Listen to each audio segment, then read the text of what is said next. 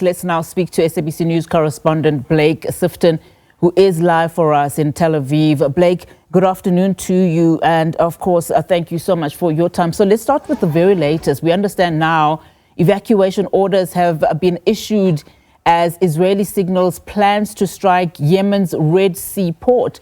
What can you tell us about this move to expand military operations even outside Gaza? Good afternoon. The Israeli military has struck various targets in Yemen over the last several months, including military targets belonging to the Houthis, infrastructure such as the port in question, as well as the airport in Sana'a, fuel depots. And this all comes in response to the firing of ballistic missiles as well as drones by the Houthi movement in Yemen at Israel. But what's unique about this situation is that they are giving an evacuation order and giving an evacuation order hours in advance. That could suggest that this attack might be larger or more expansive than we've seen in the past, because you do not typically see this kind of notice given to the residents in Sana'a or in Hodeidah, the sites of frequent attacks by the Israeli military.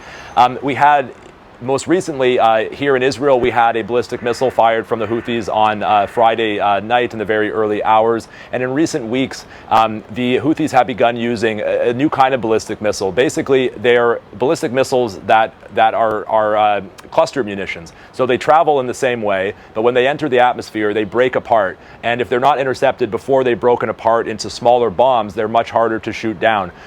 Those were used by Iran during the Iran-Israel war in June. However, the use by the Houthis is new, and when they began using those, you started seeing the Israeli military intensifying their strikes in Yemen.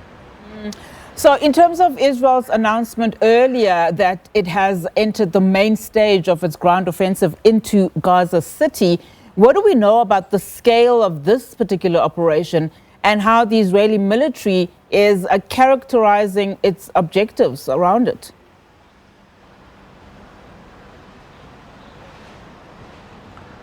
So this new offensive began with, as you say, a very heavy bombardment of Gaza City overnight. And then by the morning, the Israeli military clarified that some 2 divisions, which includes tens of thousands of soldiers, were now pushing into new areas of Gaza City, and that in the coming days, an additional division, an additional tens of thousands of soldiers will join this operation. They've said that it's going to be a gradual and phased, in that the Israeli military is not going to push into the center of Gaza City in the next few days. However, it is a massive escalation. In the previous weeks, we've seen intensifying operations on the periphery of Gaza City, neighborhoods like Shajaya, like Sabra and Zaytun, where, as you say, the Israeli military has also said they were destroying Hamas infrastructure, destroying tunnels, and what that's often amounted to is destroying everything, essentially flattening neighborhoods. So they say that this operation is part of their offensive to seize all of Gaza City, which was ordered by the Israeli military. In their opinion, it's needed to destroy Hamas, and they say to bring back the hostages, though, of course, both the military and the families of the hostages have called into question the likelihood of that. Yeah, just on those words, flattening neighborhoods, given the already dire humanitarian conditions here, what options do residents realistically have?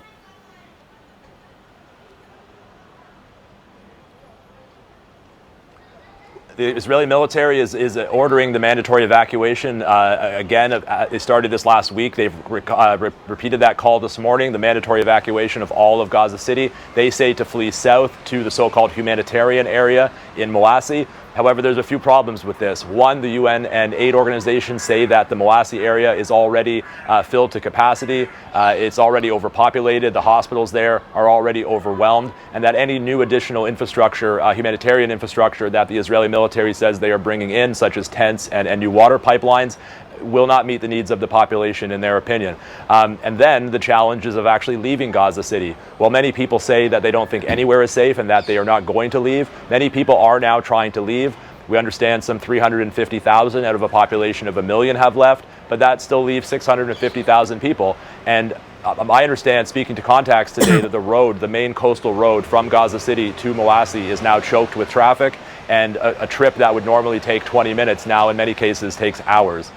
Yeah, very quickly, Blake, before I let you go, how's the international community reacting to these evacuation orders, and particularly also just the very latest in terms of Yemen?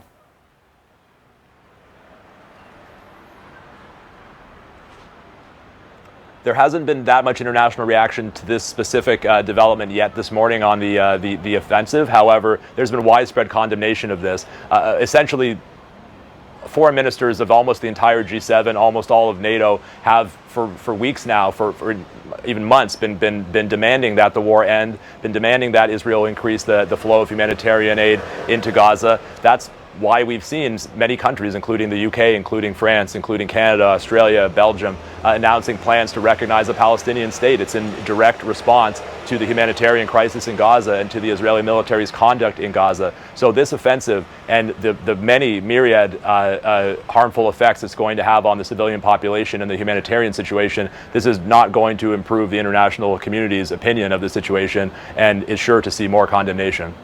Absolutely. Blake, thank you so much for that. SABC News correspondent Blake Sifton live for us in Tel Aviv.